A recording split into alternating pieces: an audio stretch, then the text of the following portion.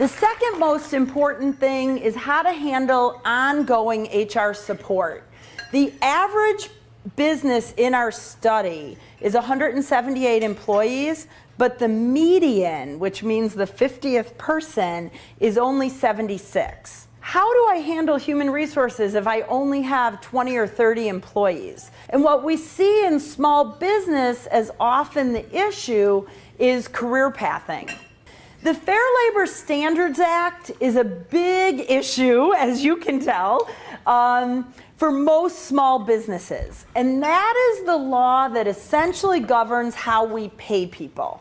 Most of them probably pay their customer service people a salary. But it is not accurate under the law, okay? So outside salespeople is one.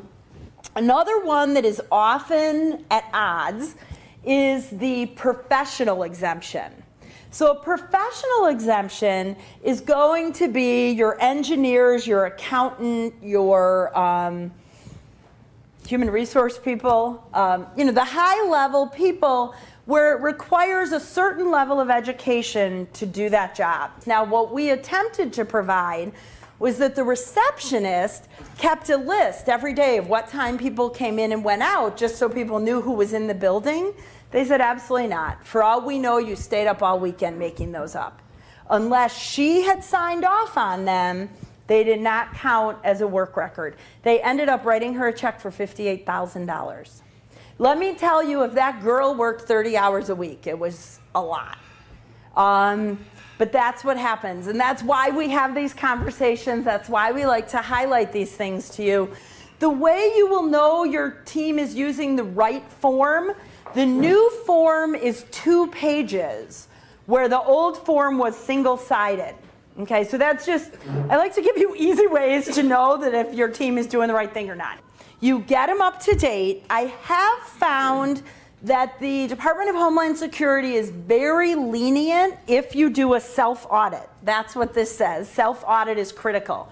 So what you do is you take your payroll register from today, you compare it to your I-9s one by one. Anything that's either not complete or if you're missing one altogether, fill it out, get it up to date, get it completed, or get one on the person, and then put a note in the front of the binder that says, as of July 25th, we went through, we did a self-audit, we found these errors, they've now all been corrected, and all is good. And then one that literally just got onto the Senate floor last week is the Employment Non-Discrimination Act. What that is looking to do is add sexual orientation and gender, what do they call it? Gender, I wrote it down. Gender identity, thank you, to the Title VII, male, female, age, things that you can't discriminate against. Hopefully nobody's doing that anyway, but at the moment it's not law.